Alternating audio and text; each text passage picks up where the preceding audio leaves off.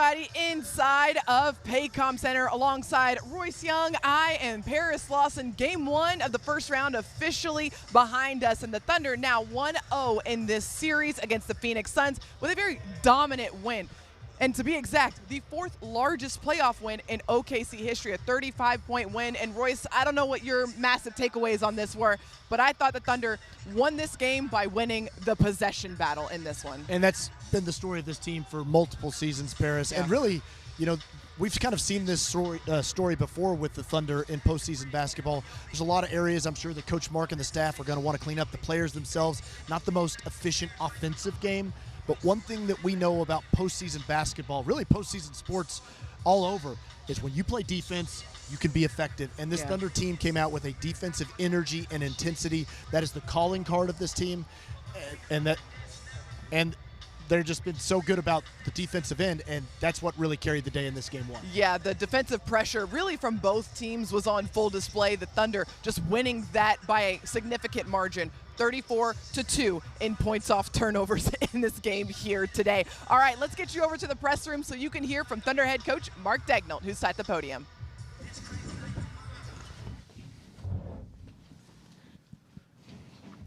Mark, a key hallmark for you all defensively all year is paint protection and prioritizing that.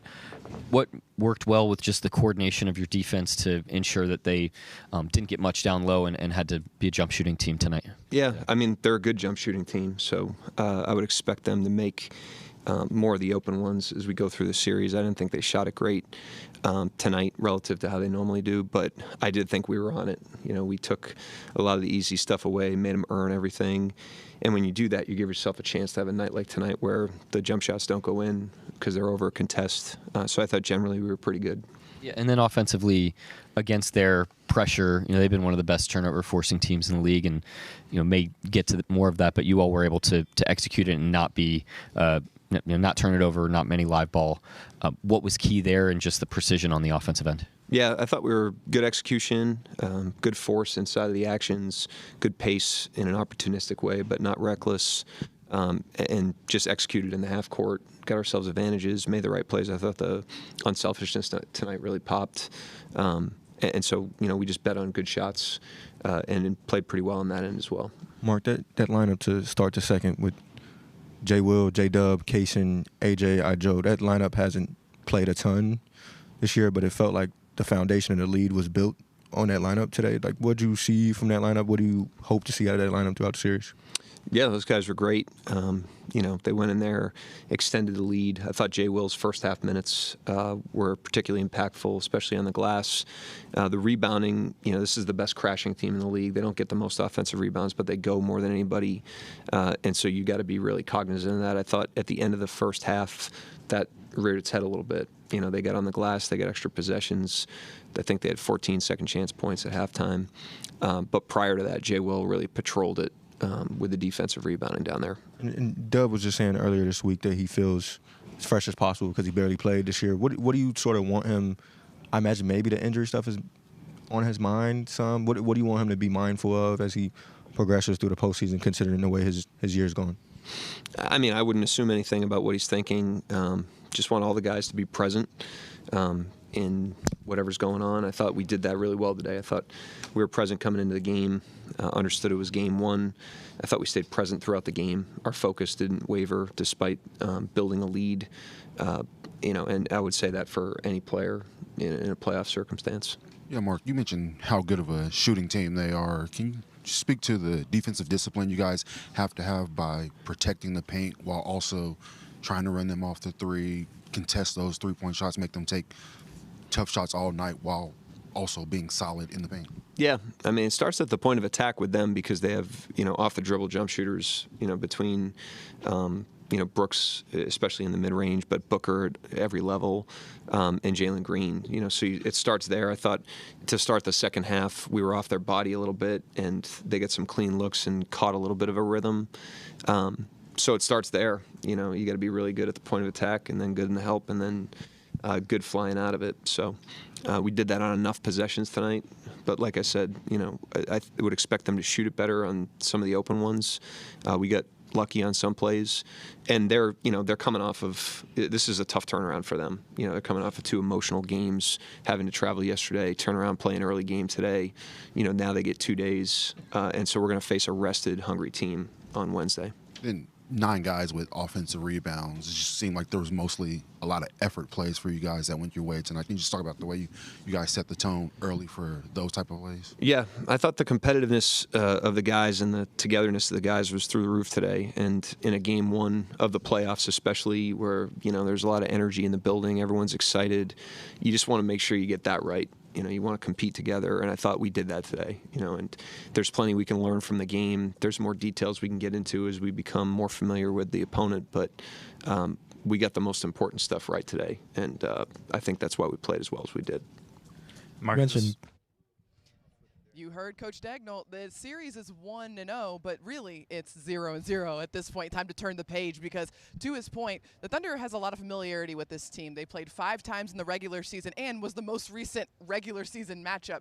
So this has been a quick turnaround for the Phoenix Suns after they played in the play-in tournament, and now they're going to get some rest, and they're definitely going to be a hungry team and well-rested on Wednesday. Yeah, that was a big takeaway from Coach Mark there is that, with the Suns having their quick turnaround, now there's the 2 days off. There's a lot of things that can change. You always got to win the days in between. That's been a theme of this Thunder team throughout every postseason series, is about improving throughout the series. You want to become a better team between games 1 and 2, and as you carry on. But, a big thing that Coach Mark said was what we were talking about too. The defense was critical in this game. The Thunder didn't shoot the ball well. A lot of things to clean up and be better at, but that defensive mentality is always going to be important as you transition into game 2 and further in this series. Yeah, if you're not going to shoot the ball well, you can always rely on your defense, and the Thunder's defense has been top of the league all season long, showing up huge in this matchup here against the Phoenix Suns in game 1 of the first round. We're going to take a quick break. We'll be back with a Thunder player right after this. Look, a perfect sandwich symphony. Nothing could be better. 1-0 over the Phoenix Suns, thanks to some high-level defense and some timely shot making as we welcome you back inside of the building. As you can see, joining us now here on Thunder Playoff Postgame, it's AJ Mitchell. And AJ, what a game, what an environment we had inside of here. I just want to get your overall perspective walking onto this court and being in front of this crowd for this first playoff game here today. It was great. I mean, obviously we have the best fans in the league, so walking out here was pretty exciting. But it was a great game overall. I think we did what we were supposed to do, and now we're focused on game 2. AJ, you got a little bit of a taste of postseason basketball, very small one last year, but now obviously a bigger role for you. What was it like for you, and what was kind of your mindset coming into the game and making the difference that you clearly did on both ends of the floor? Yeah, I mean, I think my mindset was the same it's been this whole year, is just being aggressive, playing the way I always play, and trying to make winning plays, helping this team win in any way I can. So that was really the focus. Yeah, you guys really won the possession battle in this game, which felt like it was really important, given the fact that you weren't shooting the ball particularly well, except for you. You knocked down 3 threes in this game, 2 really timely ones in the second quarter. What were you feeling out there in terms of your shot and your production? I mean, just feeling great. Obviously, just letting the game come to me and focusing on winning, really. And I mean, I'm glad the shots went in. Glad we got the win. And yeah, excited for game 2. Obviously, Phoenix presents a lot of challenges with Booker and all the perimeter players, Jalen Green, Dylan Brooks. They're great shooters, and you guys really had to battle through and make them play in a crowd. What was key in disrupting their offense and really kind of making them turn into jump shooters over contested hands? Yeah, I mean, that was the focus. Obviously, they're great offensive players. They can score, and we were focused on that. On how can we stop them? How can we avoid letting them play comfortably? And that was really the focus. They're a really good pressure team in terms of their defense as well. A lot of great perimeter defenders. And you guys did a really good job taking care of the ball in this game here tonight. What was key for you guys to make sure that you weren't giving them any easy looks out in transition there? Yeah, I mean, I think being strong with the ball. It's a physical team, and they're always in the gaps. They try to go for steals. So you got to be strong with the ball and take care of it. And I think our ball movement was great, and we were physical too. So that was important. It obviously looked like a big part of what their focus was. Iguodala was big kind of on the offensive glass, but you guys also came up with a number of offensive rebounds. How important, Paris mentioned the possession battle, but just those second chance opportunities that you obviously want to limit on one end, but you want to take advantage of on our end as well. Yeah, I mean, I think it's very important. Obviously, I think it's one of the keys, trying to get more possessions than the opponent. And I think the Suns did a good job offensive rebounding, so that's something that we want to look at. But obviously, I think we did it too on the offensive glass, and that was important for us. Yeah, obviously, you've been around J. Will a lot. I just want to get your perspective on his full court, last-second, just QB1 pass to Chet for the three. I know you've seen that before, but what did you think of that possession? He's QB1. He's QB1. He knows how to throw those and get him on target. So glad he did it today. One thing I wanted to ask you, AJ, is, for somebody like Dub, who obviously has had kind of a disjointed season trying to find his rhythm, and he came in and made a huge impact, but also the minutes that you played together with him, how much has that chemistry built between you two guys, being able to play more minutes on the floor, kind of as, going back and forth between ball handling and creating? Yeah, it's huge. I mean, I love playing with Dub. I'm glad we got him back here healthy, but it's always fun to play with a lot of pace and kind of, having two ball handlers. He can bring the ball up, I can bring the ball up, and we can both create, and it's always fun. So he's huge for us, and I'm glad he's here.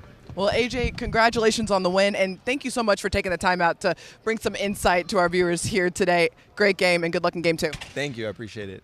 All right, we're great from hearing from AJ, a great Thunder guard. Let's send it over to another great Thunder guard who is at the podium right now, Shai Gilgeous-Alexander.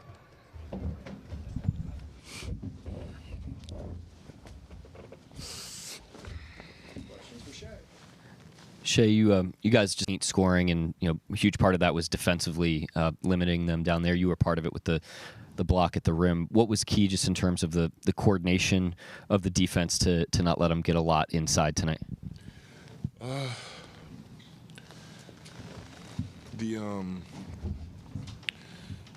We know as a team, like offensively, the most efficient and sustainable offense is when you're in the paint, touching the paint, making plays from there. So we defensively just do our best to keep teams out the paint, and when they do, just try to make it hard for them. Nothing different than who we've been the past couple seasons, just us playing to our identity. And then, between Chet and Dub, those guys play quite differently on offense, but they seem to really played exactly to their identities offensively for you, two All-Stars, or former All-Stars for you. What stood out about the way that those guys kind of complemented the offense with how they punched the gas in their own ways?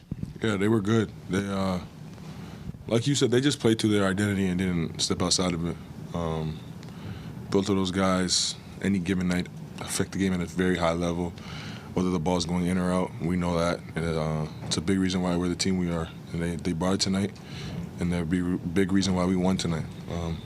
So yeah, no secret sauce, secret formula, just two really good basketball players being themselves and helping the team win at a high level. Shai, you obviously know Dylan very well, what he brings to the floor. I'm curious, though, not just handling sort of his instigation out there, but handling his offensive game, defensive game. You guys forced him into a lot of shots that he didn't make many of them tonight. What's key against him, just keeping him from affecting the game on the scoreboard? Yeah, honestly speaking, Dylan's going to affect the game regardless. That's what makes him a really good player. Like, wherever he goes, whatever team he plays on, they play at a high level, they compete, they defend. And it's his mentality. It's infectious. We saw that with this Phoenix team. We've seen it in the past with Houston and with Memphis. It's the player he is. I felt it playing with him on Team Canada. So he's going to affect the game regardless. But like every other good player in the NBA, you just got to – they have things that they're really good at, things that they're comfortable doing, things that they're not so comfortable doing. And you got to try to make them do the things that they're not comfortable doing. No different in that aspect. Mark mentioned that yesterday you guys spoke about today being the anniversary of the OKC bomb, and just what did it mean to you guys to be able to begin the playoff run, especially on today? Yeah, I mean, it's huge for the city, and it's so much bigger than just a basketball game. Like, the people in the city that were affected, the people that were affected after the bombing, like, everyone that comes to the organization goes and visits the museum. It's pretty heavy, and that's the top of everyone's mind in Oklahoma waking up this morning. And we just try to go out there, compete, give them a show and I guess kind of take their minds off the tragedy and give them something to be happy about today. But yeah, nonetheless, it's created the character and the power in this city, and we wrote off that tonight for sure with the crowd. Shai, tonight looked a lot like Game 1 in Round 1 last year. Just a big win for you guys after a week off. Is it important to sort of set that tone early, kind of in a long postseason run to get the first one like tonight? Yeah, absolutely. It is very important. Like when in the playoffs over a run, like when you have a chance to win games, you need to win games. Being the 1 seed, both of our opponents the last 2 years have come off playing, so they're a little bit more tired. That's probably has something to do with it. But we still have to do our job, go out there and win. Now, this team's going to get better throughout the series. It's who they are. It's who they've been all year. They have really good players, well coached, play really hard, play the right way. So we have to be ready to get better as well and expect a better team on the other end. They're going to be better for the rest of the series. They're not going to be like tonight.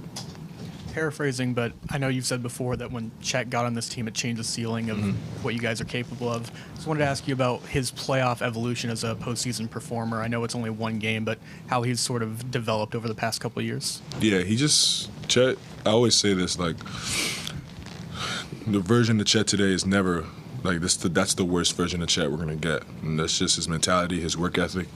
Like, Chet is a guy that gets better every day, every year. And we're seeing that unfold right through our eyes. With every game, with every, I guess, rep under his belt, he just grows from it. And, yeah, we're just seeing him get better.